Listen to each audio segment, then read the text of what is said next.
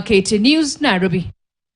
Let's now move to today's top story. The Media Council of Kenya, the Kenya Editors Guild, and the Kenya Union of Journalists have condemned trade CS Moses Kuria over his attack on the media. Now, the CS warned government departments against advertising with the media or face the sack. The attack followed an expose by The Nation alleging that the drop in edible oil prices was engineered by cabinet secretaries and may have led to a loss of 5.6 billion shillings in taxpayers' money. Now, his utterances and a message on Twitter have caused a stir on social media. Our senior reporter, Rita Tinina, tells us more.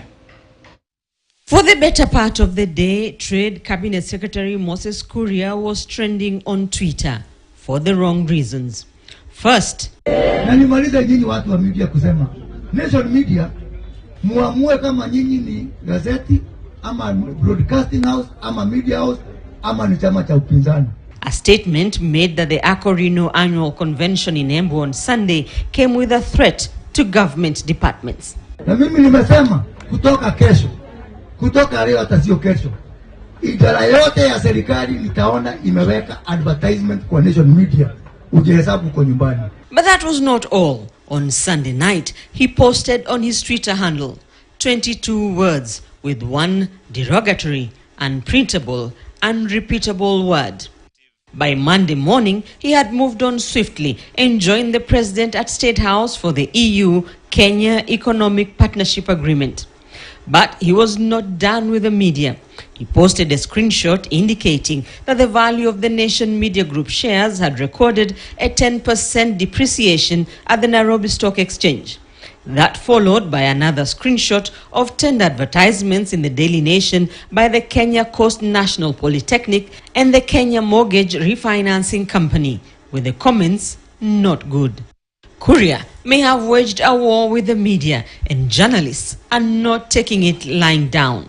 In a statement, the Media Council of Kenya terms the remarks as shocking and unfortunate.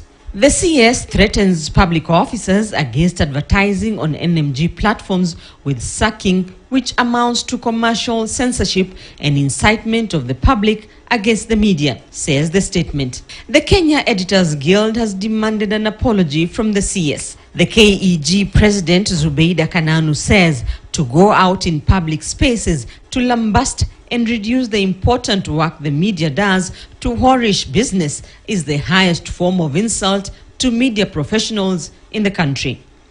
The Kenya Union of Journalists, through Secretary General Eric Oduor, says, "We would wish to remind Mr. Kuria that he is now a cabinet secretary whose actions and utterances should promote positive image of Kenya as a nation."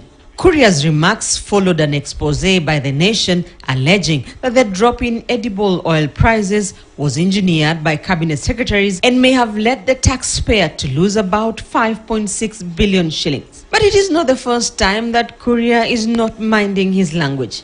I'm tired of stupid media, okay? No. If someone accuses me, bring them here. Everything wrong that happens in this country is blamed on Moses Kuria. His remarks in 2015, calling on the slashing of those opposed to the NYS in Gatundu, caused a stir. He was charged in court and acquitted of hate speech charges, and at one time had his Facebook account pulled down. In his tweet on Sunday, Kuria said, "You can still advertise auctioneers and funeral announcements. We will not stop those." Eric Oduor, the KUJ Secretary General, responded, "I can assure Mr. Kuria that the media will outlive his political career and will be waiting with glee to write his political obituary." It is not the first time that Moses Kuria is using derogatory words. Only this time, he is a cabinet secretary. Rita Tinina, KTN News. And in other news, Health CS Susan Nahumicha has suspended